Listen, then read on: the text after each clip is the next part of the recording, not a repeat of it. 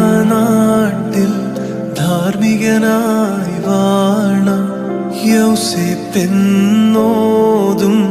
മാനവനേകൻ മശിഹ തൻ ഗാത്രം പ്രാപിപ്പാൻ ചെന്നു പീലാത്തോസോടായി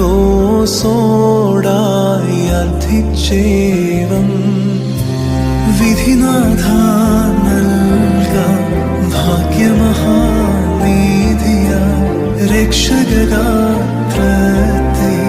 സംസ്കാരം ചെയ്യട്ടെ.